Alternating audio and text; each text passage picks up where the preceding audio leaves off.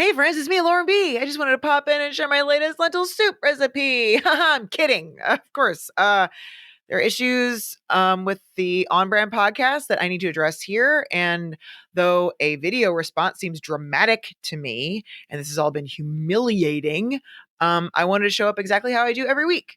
It would be dishonest of me not to. Al is a very different person behind the scenes than they are on the show. One of us is telling tall tales, and the rest of us are in this crappy club together where we got lied to.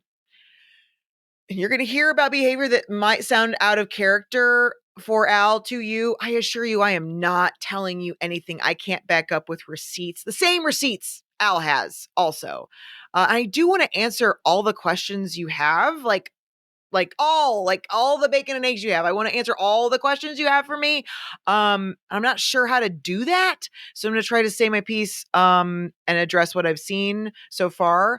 I don't feel comfortable replying to any of you individually until I've made a public statement here. This thing, I've seen a lot of concern that what's has gone down and has been real weird. And yes, that's true. I've heard some of you feeling maybe a little betrayed, or maybe I'm reading into it, that I haven't spoken up. But you're right to feel that way because it's very out of character for me not to speak up for myself. But that's exactly how Al wants you to feel. And I know that because this is from the last email Al sent me Tuesday, February 11th.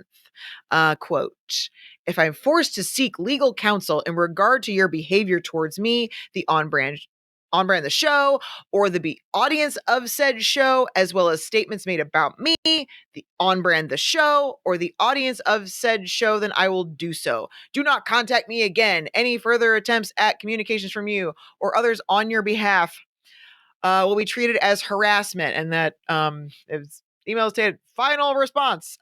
This was not an amicable split. I was kicked out. Al made this decision by themselves. I did not agree to any of this. In their Wednesday, February 12th announcement, Al cited irreconcilable differences, but that would apply any effort towards reconciliation, which Al refused to do. I specifically told Al citing that reasoning was inappropriate in a message Tuesday, February 11th, as follows. What I said, I refuse to be publicly associated with you in any way. I do not consent for you to gain or profit from my artwork, likeness, or labor. Irreconcilable differences implies that there was an attempt at reconciliation, which you refused. You should have negotiated with me and a mediator before you kicked me out. Someone clocked that independently, by the way. Yeah, you were absolutely right. Al dictated orders to me and by extension to y'all. And started deleting episodes before even making their announcement on Wednesday. I would have been willing to negotiate third-party hosting like archive.org or whatever for listeners or viewers to gain access to those episodes, or at least to give patrons some warning and an opportunity to download episodes from the RSS feed, especially off brand. You should have access to those episodes because you paid for access to them. They're yours to access. I am baffled as to how much I've had to explain sharing and basic fairness through this whole ordeal. The project was built on lies. I was told that this was a partnership and my autonomy would be respected. Turns out, however, also in those emails that Al sent me, they insisted that since they did 90% of the work for the main show, they were justified in ignoring everything I said and disregarding my rights. In that announcement Wednesday, Al made it sound like their workload would go up by a lot more than 10%. I was just as surprised as you guys, and I don't really know what's going on. Only Al knows that, but I know what happened to me. I was led to believe that there were what felt like a revolving door of miscommunications and misunderstandings that had been ongoing in varying frequency for a long time. The frequency and pressure ramped up, and what I thought was confusion seemed to get much worse in this past December. The holiday season, right? I feel like you guys all know that already. But Al insisted that I was not telling them that I would be busy during Christmas.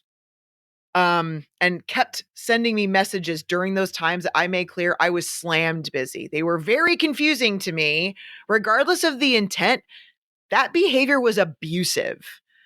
well beyond disrespect to my time and my boundaries, which I made very clear, almost like irrespective of the concept of time as a finite resource, and insisting I give them more and more time and attention they knew I didn't have, and more messages that I could keep up with. I told Al I was so busy I had to ask Mike to help read to me and respond while I was working. I'd already replied on December 9th, addressing all the accusations Al had up to that point accused me of through text. I told Al their accusations weren't true and to please stop making me the bad guy. But Al sent all that again and more in an email on December 10th, accusing me of being unprofessional, irresponsible, not communicating, canceling at the last minute, and creating scheduling conflicts generally, which none of that is me. That's not me. Um, I, I know those aren't necessarily important to everybody else universally. It was very insulting and hurtful for me. Scolding me in these circular arguments for basically sabotaging the podcast and costing them money.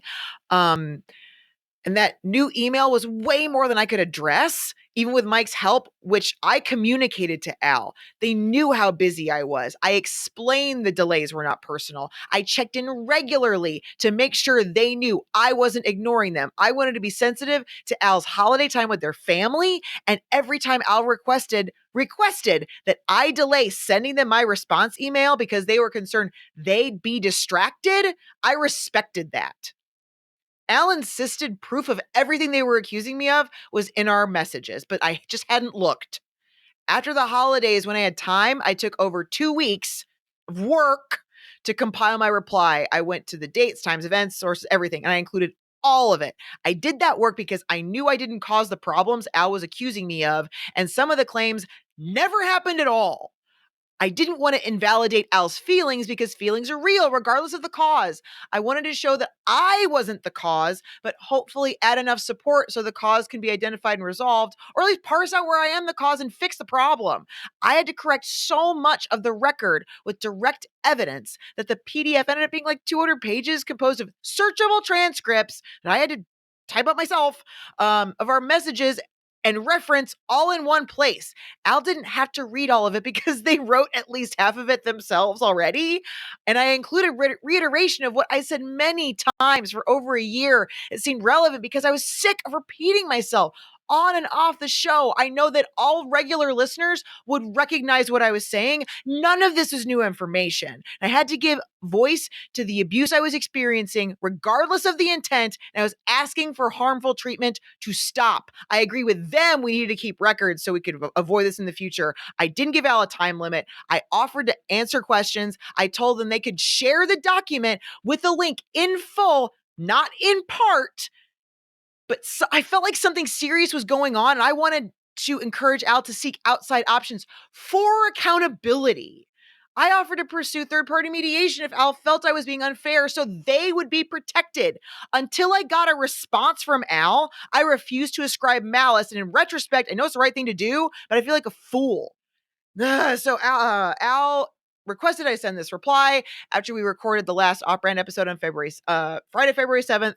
So in their words, could take the weekend to digest. We had some text exchanges, and that's also how Al left it.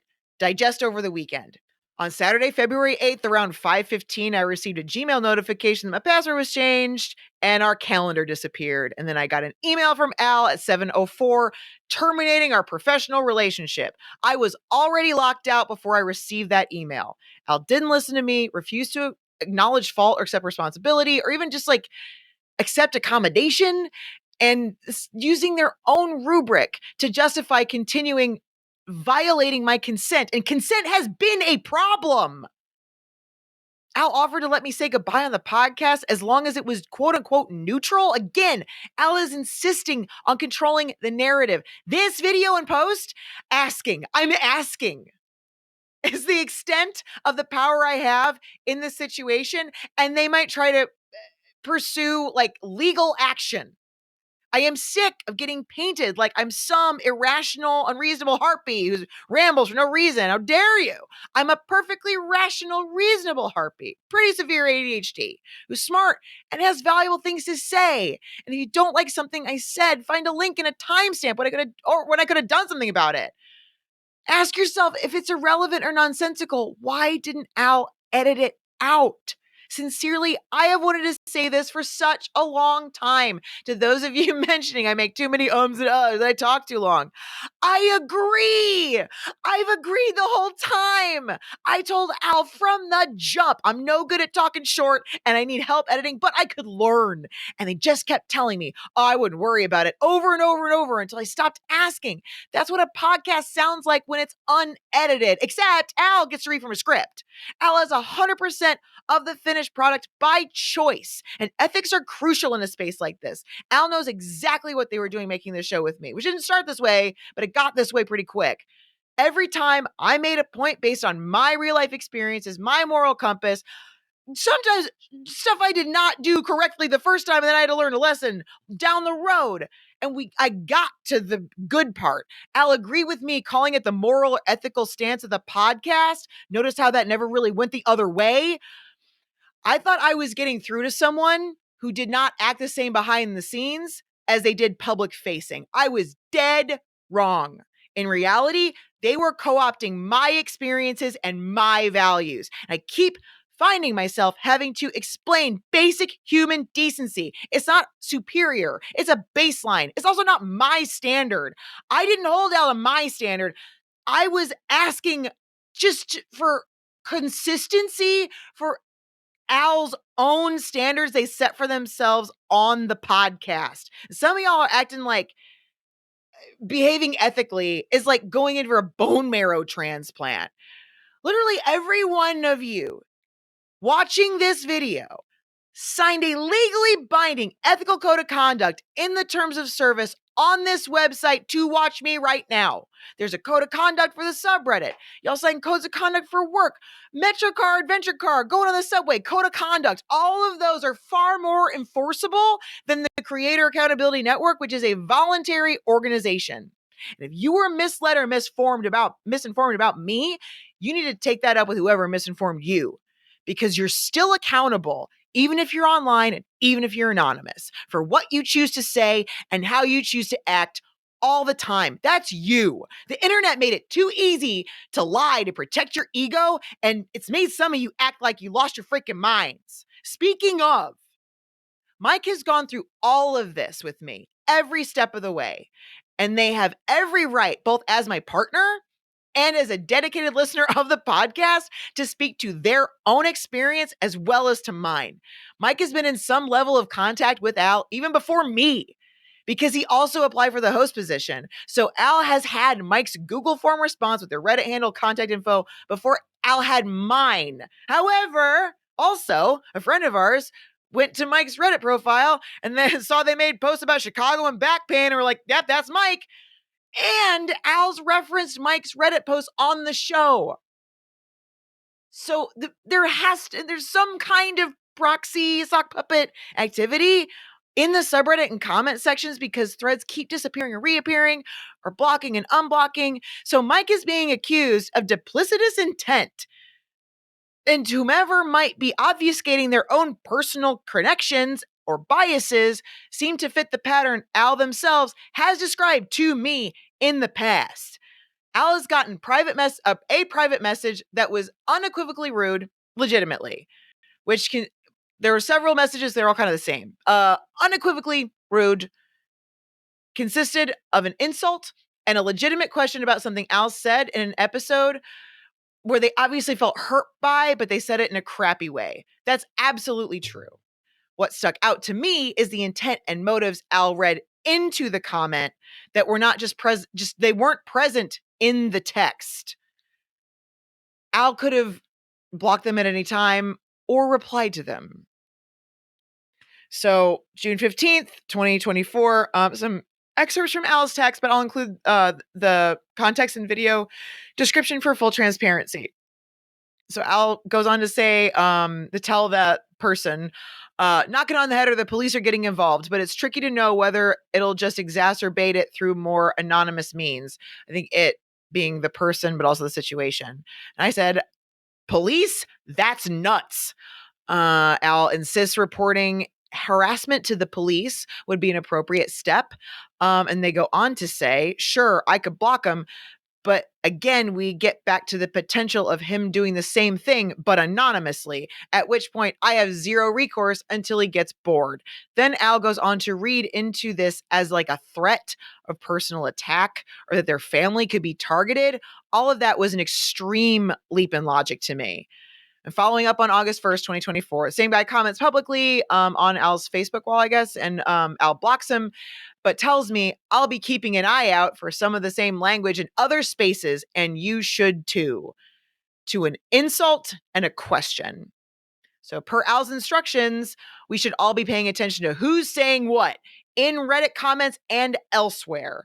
And now that you know, I made a PDF of Al and I's entire iMessage history and made it shareable with the link, which I included in a message I sent to Al to share as they chose. Does that sound like something a liar would do? Or that I have something to hide? I can't doctor the file to have some kind of upper hand or anything because Al has the same information and I couldn't doctor it anyway. I found out the hard way how inadequate my office suite skills are. I don't know how. Also, that's why it took so much time. I still feel pressured to speak up sooner rather than later, even though Al threatened me, which is crazy because this discourse has been that's been going on in the interim is baffling and I can't let it go unaddressed. I'm acutely aware of the stakes here, and I'm unfairly being put in a vulnerable position. I shouldn't have to perform my pain in order to be believed or taken seriously. Even just making this video has taken forever, and it's been emotionally draining, and it's incredibly stressful, and it's too long, and oh my gosh. I'm worried. And I think it's legitimate that I'm worried because there are a few of you, a little pack of jackals, itching to dive in on every move I make. If I breathe wrong, if someone breathes wrong near me and I don't speak up, you want to attribute that to me? Quit reading into things and just listen to the words I'm saying. Somehow this contingent has emerged doing like a ding-dong the witch is dead dance and cracking some brewskis to celebrate before my body's even cold. I've never given you a reason to doubt me. I've never given you a reason to think I'm being dishonest. I've never given a reason to Al either. I'm the least cryptic person I know to a fault. And I'm getting accused of virtue signaling. I'll virtue signal like I'm consistent. You don't know me. You don't know my life and you don't know what I've been through, which is bonkers to me because I've been talking on a podcast for a year and a half. And you know the portrayal is accurate because it's not edited to portray me in a favorable light. Al can add or remove whatever they want. Ask anyone who does know me, and there are a lot of those folks around. I'm not the only one who can tell you who I am. I've also seen it in my messages and responses. Some of you have been listening to me and have had that instinct that something was off. I hope you feel validated because you were completely correct. What's getting lost in all of this nonsense, which stems from one source, On Brand is a podcast about a dangerous serial predator. If it were a podcast about fly fishing, fair critique. Too much ethics talk. Fine. I accept that. But if the point is to hold someone like Russell Brand accountable, not just capitalize on tragedy, then an ethical standard should be the top priority. The amount of disdain that has been shown in our community towards the concept of accountability and ethics is shameful. And if you continue to listen to support Alworth through On Brand, I can't tell you not to. We'll be listening for sure. I hear it's going to improve dramatically. I'm very excited, frankly. Waiting on pins and needles. All I can say to anyone who chooses to continue to interact with Alworth on any level, personally especially, keep records of everything. Don't forget how everything played out so far is exactly what Al wanted to happen, asked for, and resulted from the choices they made. Finally, well, okay, if you've experienced, not seen or heard, experienced anything that made you feel uncomfortable or unsafe in relation to this podcast, please reach out to Can. If you're uncomfortable with that or you have other concerns, you can reach out to Mike or to me, and I'll link our emails in the description. If you choose to take that opportunity to send us actual harassment, don't expect us to keep it private. We're not going to do that. However, thank you so much to everyone who has reached out, especially those of you who are waiting to hear from me. And thank you so much to my friends who have been helping me through this. Some of you have shown up at the perfect time, perfect time. I don't know. You might be psychic. It's worth looking into. Again, I'll be responding to everyone who has reached out. Just asking for patience right now. Believe me, I'd rather have everyone in a single room and a talking stick so we can hash this all out. I wish I could project my text on the moon. I've just started unpacking what all this means, and I've been about a week. There is way more to my story. I'm not the only one impacted here. And there's still a lot I don't know. Everyone deserves to be heard, and I'm afraid some folks are getting caught in the undertow right now. This is about more than just a podcast. If that's what it was about, we would have been fine. Should have totally been able to part ways respectfully. This isn't how you treat people. Al thought of all people, I wouldn't stand up for myself because they sent me an email that's basically Michael Scott declaring bankruptcy, except crueler and the total opposite of how they represent their public face. It's not just that email, by the way. It's indicative of a larger body of work, okay? It's proof that they haven't absorbed a word I've said. Al banked on me not being the person I say I am. Al made an enemy out of me. And by all means, Al, report me to the Metro PD and tell them that you want me to keep my mouth shut because you're trying to steal my work for profit for yourself. Please.